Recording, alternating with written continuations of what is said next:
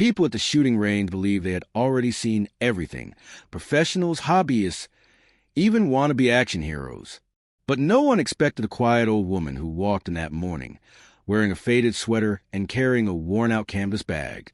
Her hands trembled slightly as she signed in, and the younger shooters snickered behind her back. To them, she looked like someone who belonged in a knitting club, not a firing range. But they had no idea who she really was. It all began when she stepped onto the firing line. A group of elitist shooters, all dressed in tactical gear, were clustered nearby. They were loud, competitive, and proud of their expensive equipment. When they saw her struggling to load her handgun, one of them laughed and said loudly enough for everyone to hear, "Ma'am, this isn't a bingo hall. Maybe the knitting store is next door." The others chuckled. The old woman didn't respond. She simply kept adjusting her stance, her expression calm and distant, as if she wasn't even in the same room as them. A young employee approached her gently. "Do you need help, ma'am?" he asked. She looked up at him with soft eyes. "No, dear. I just need a moment. It's been a long time." The shooters mocked her again, whispering jokes about arthritis and shaky hands. One even offered her a toy gun, saying it might be safer. The old woman gave a tiny smile, not offended, not rattled, almost amused. Then she unzipped her bag. Inside wasn't just a pistol. It was a vintage, military-grade sniper scope. The kind no civilian could easily get. The kind used by people who had been somewhere dangerous. The laughter around her faded slightly, replaced with confusion. She attached the scope to her rifle with steady, practiced movements, her hands suddenly not trembling at all. As she stepped closer to the firing line, everything about her changed. Her posture straightened. Her breathing slowed. Her eyes sharpened into something intense, focused, precise. The range attendant blinked. "Ma'am, have you shot before?" She didn't look at him. Once or twice. The arrogant shooters rolled their eyes, still convinced she was wasting everyone's time. She raised the rifle. The room went quiet. Her finger rested on the trigger, like it had been waiting decades to return there. She took a slow breath, then another. A single shot echoed across the range. The bullet ripped through the air and hit the farthest target dead center. Perfect bullseye. The shooters froze. No one spoke. She fired again. Another bullseye. Then another. And another. 5 shots. 5 perfect centers. The old woman didn't even blink. Slowly, every person in the range drifted toward her lane, drawn by the impossible accuracy they were witnessing. Even the staff stared, speechless. But she wasn't done. With the same calm expression, she adjusted her scope, aimed at a target nearly no one ever tried, an over 200-meter shot considered difficult even for trained professionals. The elitist shooters watched in stunned silence, their smug expressions gone, replaced with disbelief.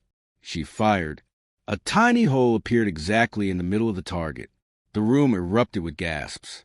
One of the previously mocking shooters whispered, Who is she?" But the old woman didn't answer. She simply lowered her rifle and looked at the target as if she had expected nothing less. Then one of the employees approached her again, almost trembling. "Ma'am, that shot, only military snipers hit like that." She finally spoke. "I haven't been called that in a long time." The shooter stared, jaws dropping, as she packed up her rifle with a quiet, almost nostalgic sadness in her eyes. One of them stepped forward. "Wait, what do you mean? You're a sniper?" She looked at him, not with pride, not with arrogance, but with the calm of someone who has seen too much. And then she said something that made the entire room fall silent.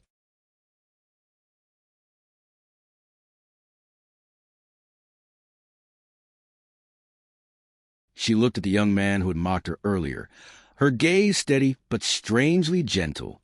"I mean," she said softly, "I haven't fired in a real battlefield since before you were even born." The words hit the room like a shockwave. The elitist shooters exchanged stunned glances, suddenly realizing the gravity of what they had just witnessed.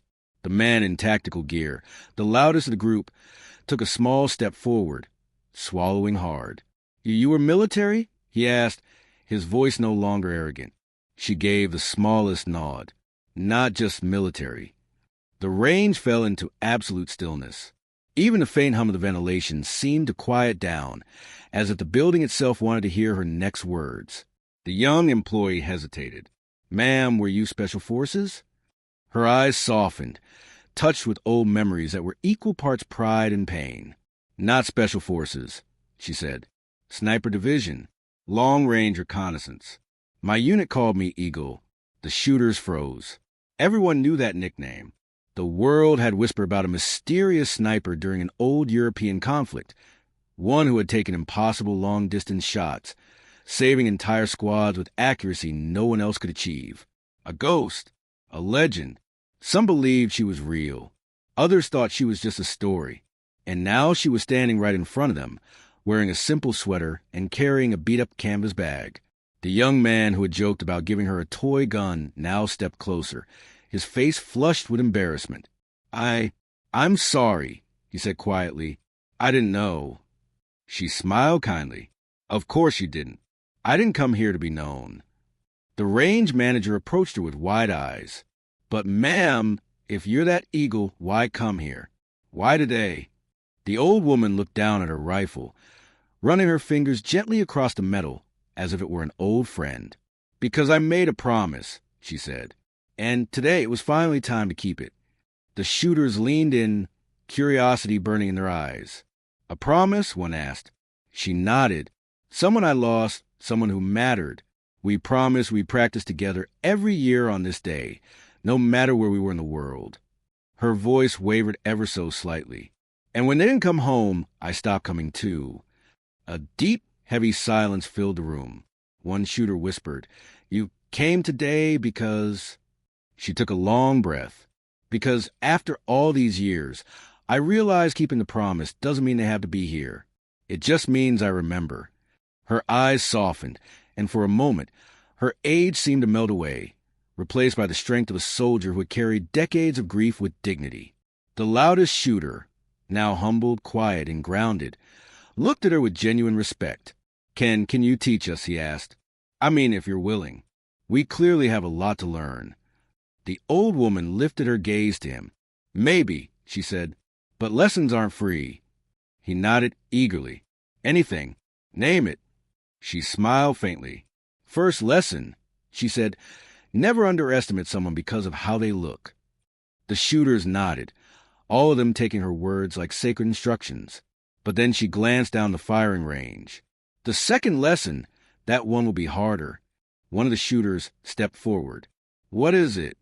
She tightened her grip on her rifle. "That accuracy," she said, "comes from more than the eye. It comes from understanding your heartbeat, your breathing, and your purpose." She walked toward the far lane, and the entire group followed her like students trailing behind a master. "What's the third lesson?" the youngest shooter asked. She stopped, looked at the distant target, and said, "That even a legend has something left to prove." She raised her rifle. Everyone held their breath. She aimed at a target even farther than the shot echoed through the range like a thunderclap. Everyone instinctively leaned forward, eyes straining to see whether she had hit the distant, almost invisible target. It was so far, even the professional shooters rarely attempted it. The silence stretched, thick with anticipation. Then the range's digital system beeped. A tiny red dot appeared dead center of the farthest target. Perfect bullseye. A collective gasp filled the room. One of the shooters actually staggered back, whispering, "That's impossible." The old woman lowered her rifle calmly, as if she had merely swatted a fly. She didn't smile, didn't boast. She simply breathed out slowly, a breath filled with years of memories. The range manager hurried to her side. "Ma'am, that shot, nobody has ever done that here, not even the police trainers." She glanced at the target with quiet acceptance. "Distance is only a number," she said. "Discipline is what matters." The group stood behind her in stunned reverence, like they were in the presence of royalty. Even the loudest shooter, the one who had mocked her, stood silently, humility weighing down his shoulders. Finally, he spoke. "Ma'am, can you show me how you did that? I want to learn." She turned to face him, her expression unreadable. You want to learn? She asked gently. He nodded quickly. Yes, I mean it. She studied him for a long moment, her eyes searching his face. She saw the sincerity there, the shift from arrogance to genuine respect. Very well, she said. Lesson 3 begins now. He straightened up, ready, but she wasn't looking at him. She was looking at the entire group. All of you, she said, stepped a firing line. They scrambled into position like recruits on their first day, excitement and nervousness buzzing through the air. She walked behind them with calm, measured steps, observing each shooter's stance, posture, grip. You're all standing wrong, she said matter-of-factly. They all adjusted awkwardly, trying to mimic her. No, she said again. You're trying to look confident. Confidence is not a pose. It is breath. It is presence. It is the quiet inside your mind before the shot. The room felt like a classroom now, the students absorbing every word. She moved to the loud shooter first, placing a gentle hand on his shoulder. Relax, she said. Your body is too tense. A rigid shooter fights their own shot. He took a deep breath. Like this? Better. She then adjusted another shooter's elbow, corrected a third shooter's grip, and tapped a fourth lightly on the spine. Straighten here, she instructed. Not in your shoulders, in your resolve. The more she spoke, the more captivated the group became. Even the employees stopped working and watched silently. One shooter asked, Ma'am, how did you learn all this? Her eyes flicked with old memories. Hard ones. War, she said simply, and loss. A heavy quiet settled over the range. But then she inhaled slowly and lifted her chin. All right, she said. For several long seconds, the room remained perfectly still. No one dared to move. Each shooter kept their index finger hovering over the trigger, eyes closed, waiting for the moment she spoke about, the moment of inner silence. The old woman paced slowly behind them, her steps almost soundless. She didn't rush them. She didn't push. She simply waited, as if she had all the time in the world. Then one shooter stirred. A young man with nervous hands suddenly exhaled, his shoulders softening, his breath falling into a natural rhythm. He opened his eyes and fired. The shot hit the inner ring, his best shot ever. He stared at the monitor in disbelief. I did that. She nodded. Because you stopped thinking like a shooter. Another student opened her eyes, felt her heartbeat stabilize, and fired. Bullseye. Her hands flew to her mouth. She had never hit the center before. The room came alive with stunned whispers, but the old woman raised her hand gently. Don't celebrate yet, she murmured. There's more. One by one, the shooters found their moment and took their shots. Some hit close to the center. Some hit the outer rings. But every single one shot better than they ever had before. The loud shooter, the one who had mocked her most, was the last one standing with his eyes still closed. He breathed in and out, then steadied. He fired.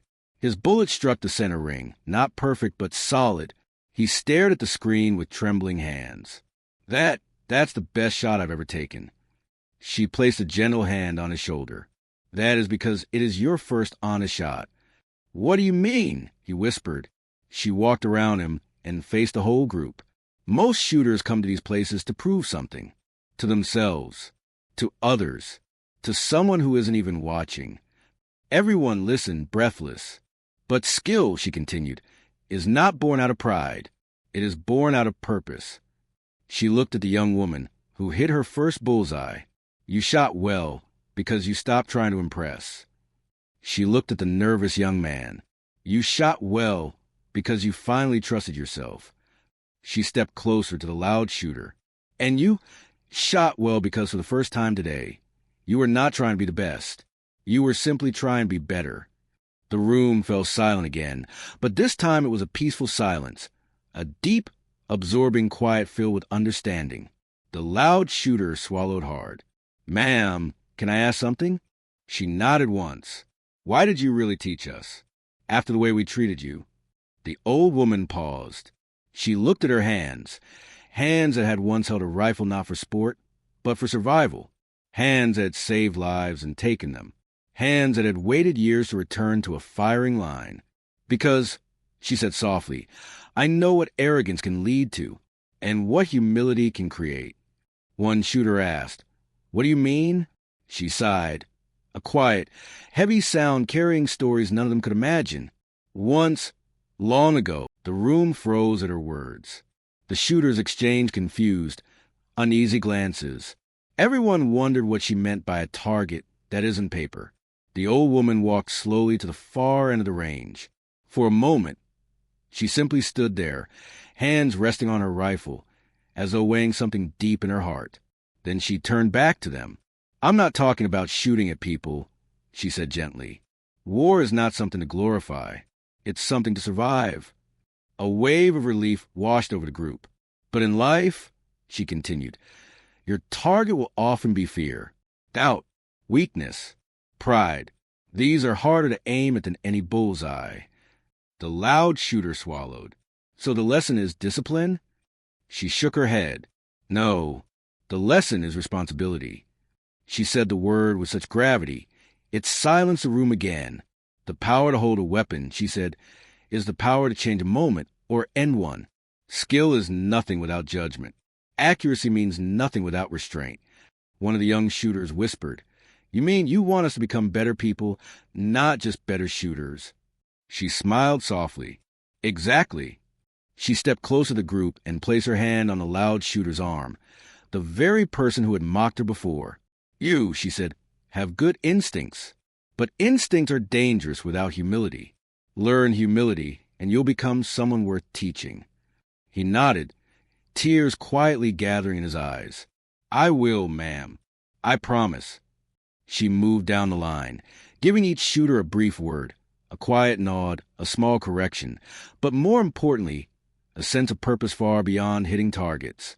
Finally, she reached the exit of the shooting range. The manager called out, Ma'am, will you come back? She paused, looking at the door, then at the group behind her, all of them standing straighter, quieter, more grounded than when she arrived. I will, she said, but only if you practice what I taught you. They all nodded firmly. She gave them one final warm smile, the kind only someone who has seen both the darkest and brightest parts of humanity can give. Then she picked up her old canvas bag, pushed open the door, and stepped into the sunlight. Outside, she lifted her face to the sky, feeling the warmth on her skin. She closed her eyes. For you, she whispered to the memory of the person she promised to honor. I kept my promise today. And with that, the legendary sniper known only as Eagle walked away. Not as a soldier, not as a legend, but as a woman who had taught an entire room